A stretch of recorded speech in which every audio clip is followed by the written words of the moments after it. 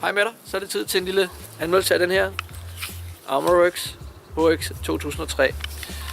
Jeg har fået den testet indendørs på skydebanen, jeg har testet den nede i hardballhallen, og jeg har fået skudt en rigtig god del med denne her.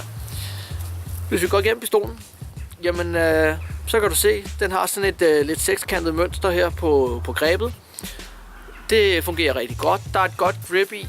Det er ikke sådan, at det er sandpapirsagtigt, og det er heller ikke sådan, at det er helt vildt glat. Det er sådan rigtig tilpas. Til gengæld, så når jeg går og skyder med den, jamen så får jeg lidt røde tommelfinger her på indersiden. Så det er ikke noget problem, jeg har oplevet, når jeg har handsker på. Men ja, sådan er det bare. Grebet, det er tyk materiale. Der er ikke noget, der flexer. Det er rigtig godt. Der er denne her magasinbrønd her. Og den gør altså, det er rigtig nemt, når du skal lade din pistol. Den fanger magasinet rigtig godt og gør det en del nemmere. Tænker, så ser det ud som om den her pind, den er ved at falde ud af. Og ja, hvis det nu skulle ske, så vil den her selvfølgelig ryge af, og så vil du have et traditionelt high cap greb indenunder. Så det kan jo være, at du får lyst til at ændre udseendet lidt. Men altså, nu tænker jeg, nu sidder den på, så vil du nok gerne beholde den sådan. Så er der en flad aftrækker. Den er modrigtig, men den stjæler lidt plads, så det kan være et problem at få en foret handskefinger ind foran aftrækkeren. Derimod havde den været lidt afrundet, så har det givet lidt mere plads. Så det skal du lige tænke på.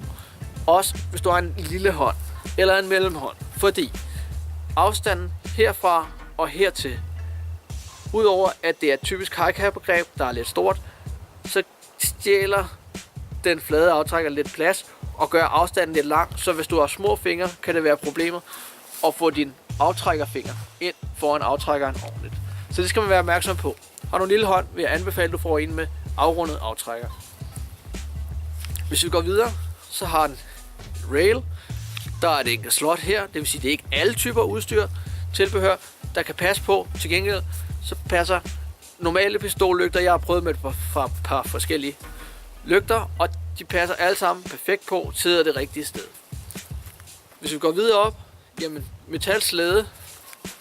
Slæden er lettet lidt her, og jeg kan tydeligt mærke, at den er lettere end min normale high capper slæde. Og det gør altså, at du har et væsentligt hurtigere rekyl og genladning, og du kommer hurtigt tilbage på målet. Det er jeg rigtig positivt overrasket over.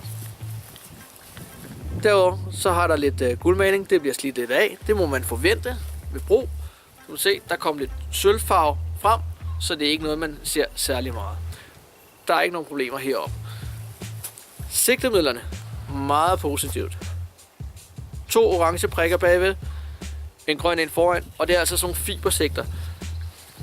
Det de gør, det er, at de samler lyset ind oppefra, så når du kigger igennem, så vil de ligesom lyse lidt op og gøre det nemmere at finde dit sigte. Det fungerer rigtig godt udenfor. Indenfor i dæmpet belysning, der fungerer det også rigtig godt. Men bliver det helt mørkt, jamen, så er det altså ikke sådan, at de er selvlysende.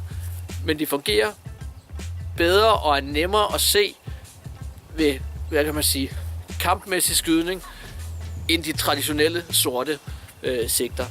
Om natten, jamen, der er de ligesom alle andre sigtemidler og ikke til at se. Aftrækket, det er godt.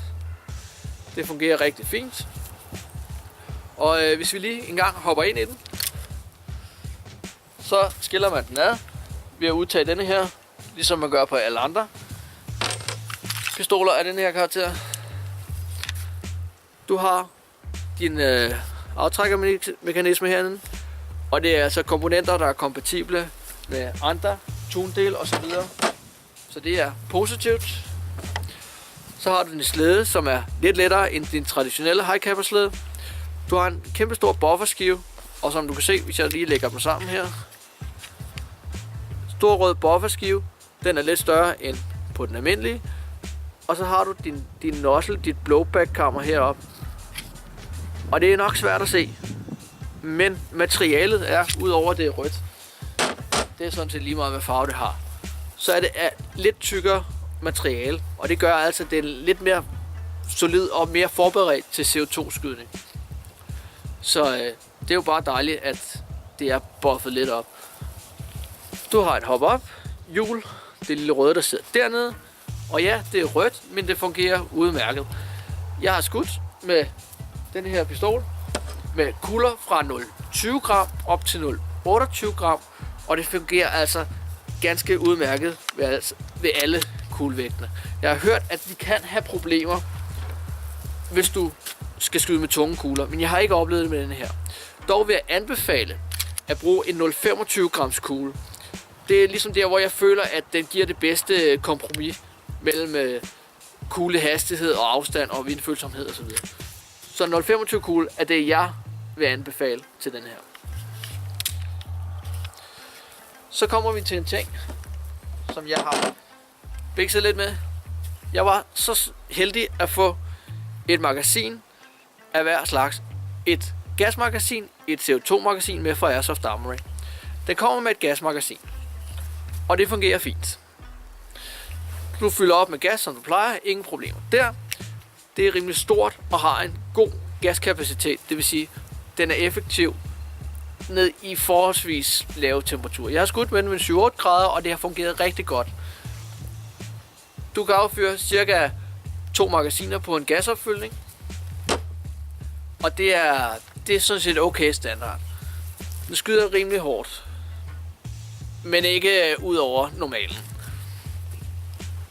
CO2-magasinet derimod, den er ikke særlig effektiv på CO2. Det må jeg sige. Jeg har ikke rigtig kommet over 2,5 magasin på en CO2-kapsel. Så den bruger lidt meget CO2. Så jeg anbefaler faktisk, at du skyder den på gas. Bruger CO2'en som din backup, hvis du har behov for det på grund af kulden. Alternativt så er der jo mange, der bygger dem om til HPA, så det er også en mulighed. I bunden af CO2-magasinet, der sidder sådan en lille børge, du lige skruer af, propper din CO2-kapsel ned. Det er også rimelig standard. Men den er stadigvæk, ligner et normalt magasin her på siden. Den er ikke åben i siden. Det kan jeg godt lide.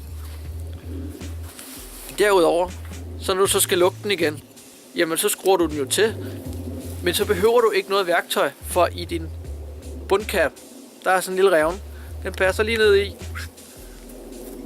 Så har du dit værktøj ved hånden, så slipper du for at skal ud og finde en umbrago eller en skruetrækker ude midt i felten, når du står og skal skifte din CO2-kapsel.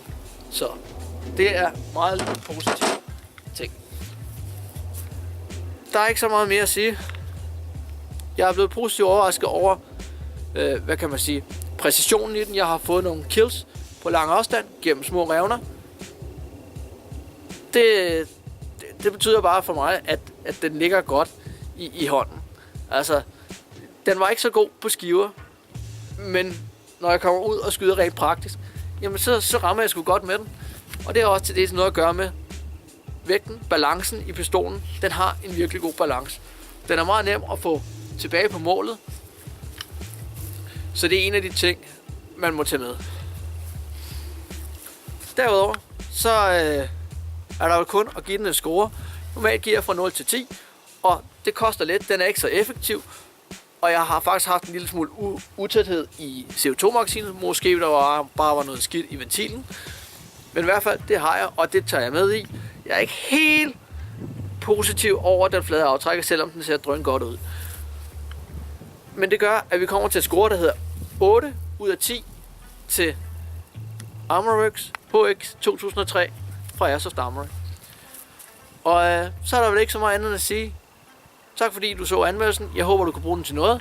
Og ellers så ses vi bare i næste video.